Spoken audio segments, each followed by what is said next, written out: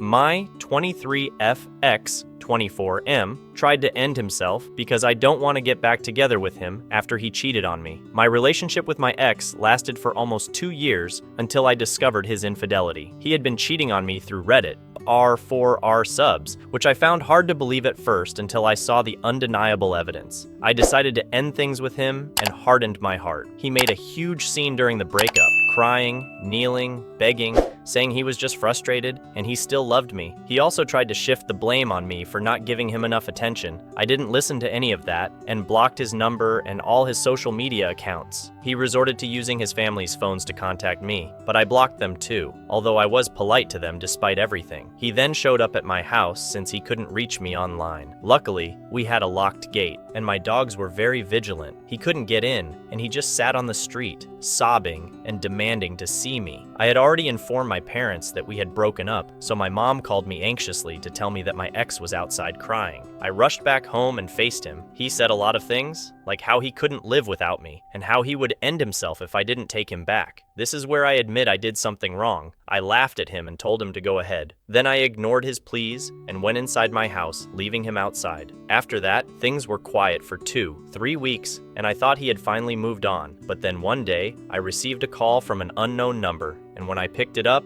it was his mom, crying and asking me to forgive him for whatever he did, because her son was in the hospital after attempting to end himself because I didn't want him anymore. I was shocked and worried, and I told his mom I would talk to my parents first. My dad said he felt sorry for him, and that even though the final decision was up to me, he hoped I could support him for a while, even if it meant lying to him. My mom, on the other hand, said he was insane and I should never see him again. My sister didn't take sides on this. I also asked my friends, and they basically said to stay away from him because he was a manipulative jerk.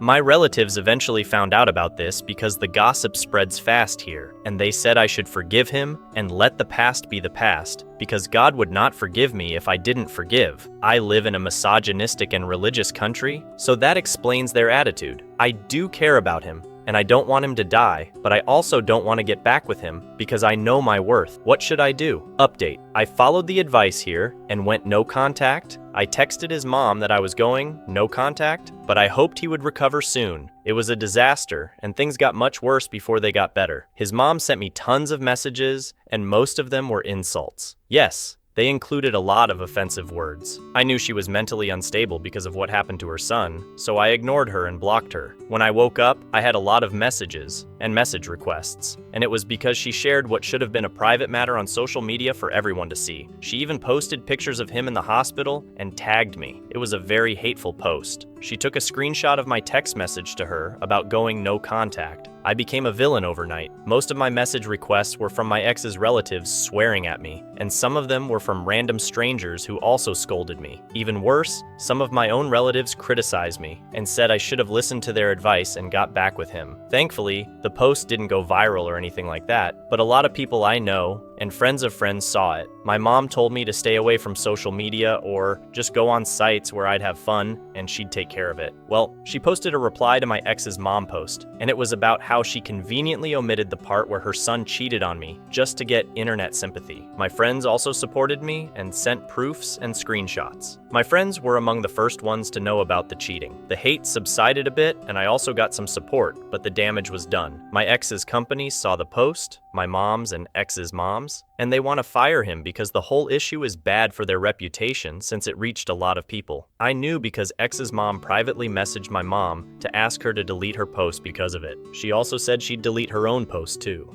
My mom got angry and said she'd refuse to delete it because now they want to be civil, but I told her to just delete it so that the whole thing could be forgotten. So far the posts are still up. For context, I live in an Asian, misogynistic, religious country, so yes, I am still getting some hate messages, but personally, I think I can handle it. As for my dad, he and my mom are not talking to each other because my mom says he's not taking it seriously, and my dad says that this is not a big deal. To be honest, the most ridiculous thing about all of this is how my ex is still asking for me. I got an unwanted update from one of his friends, who, by the way, knew about the cheating. All of his friends knew about the cheating and didn't bother to tell me. I want to thank all who gave me advice. I didn't regret it at all because who I thought were good people, X's mom and ex, turned out to be manipulative and hateful people. Don't worry, I will definitely not get in touch with any of them now or ever. My opinion. I'm glad you shared your story with me. It sounds like you went through a lot of pain and stress because of your ex and his mom. You showed a lot of courage and self-respect by breaking up with him and going no contact. I think you did the right thing and you should be proud of yourself. My personal opinion is that you deserve better than someone who cheats on you and manipulates you. You don't owe him or his mom anything, especially not your forgiveness. They are the ones who should apologize and take responsibility for their actions. You have your own life to live and you don't need their drama. I hope you can heal from this experience and find happiness and peace. You are a strong and valuable person, and you have a lot of support from your mom and your friends. I wish you all the best. Second story, I'm leaving my husband because he's not upholding his part of the deal. My husband and I tied the knot when we were quite young, 23, and we have faced many challenges together, but I think that our hardest ones have been our careers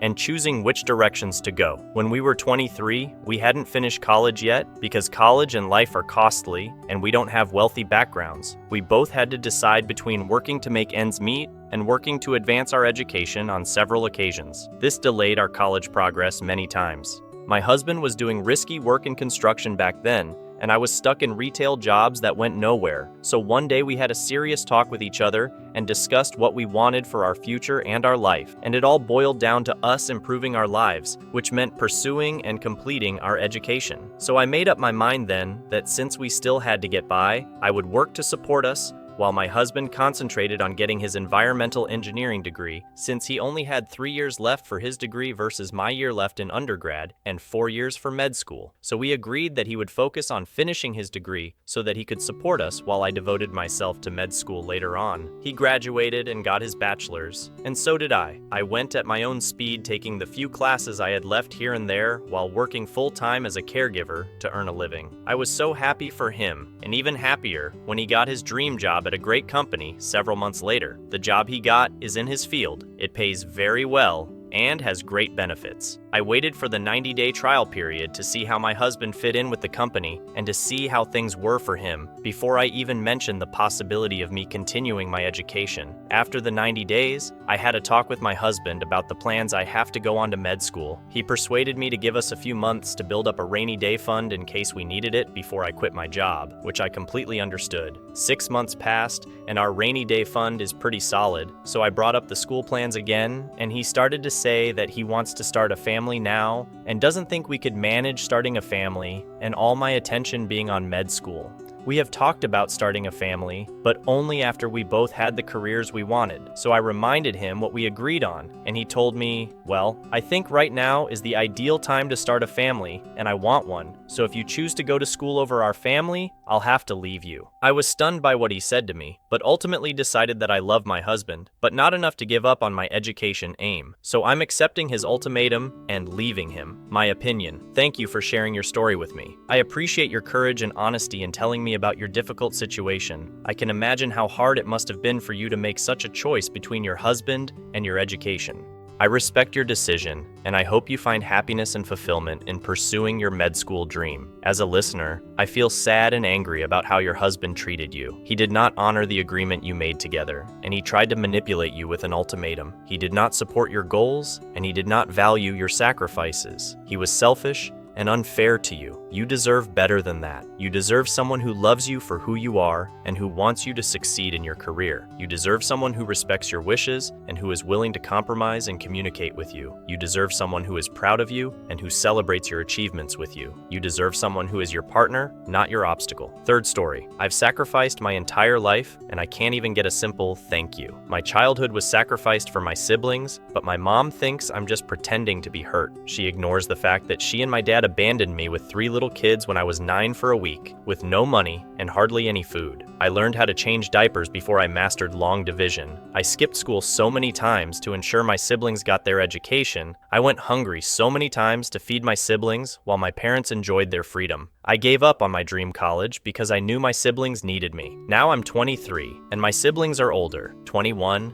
17, and 15. I still look after my 17 and 15-year-old sisters, and they stay with me. My 17-year-old sister had her senior photos last night, and she asked my mom to join. I knew my mom would make it about herself as usual, but it was my sister's decision to invite her. My sister was gorgeous, and I was so proud. When she had to choose the photos and the format she wanted, she selected a photo of her in her cap and gown and picked it as a wall portrait. While I was paying for the photos, my sister wondered why she never saw any senior pictures of me, and I said I didn't have any, and when she asked why, I told her I had to spend the money on food for us. My mom exploded and said I was lying and that I always tried to paint her as a bad mom and that I was playing the victim. I tried to calm things down as much as I could to spare my sister the shame, but when we got to my house, my mom kept ranting, and I finally snapped and said, "You're a bad mother, and Daddy's a bad father. I raised myself and your other 3 kids. You guys gotta live without kids most of our lives, and you're still doing it. I provide for my sisters. They have a home with me, and this is the first thing you've shown up for because my sister had to plead for you to come." She again said I was lying. It's always been like this, and I know it will never change. But gosh, it would be nice to hear thank you from either of my parents. My personal opinion is that your parents are very unfair and ungrateful to you. They have failed to fulfill their responsibilities and obligations as parents. They have neglected and abused you and your siblings. They have no right to accuse you of lying or playing the victim. You are not lying or playing the victim. You are telling the truth and expressing your feelings. You have every right to feel hurt and angry by their actions and words. I hope you can find some peace and happiness in your life. I hope you can surround yourself with people who love and support you. I hope you can pursue your dreams and goals without feeling guilty or obligated to anyone. You are not alone, you have your siblings, and you have me as a listener. I am here for you if you ever need to talk again.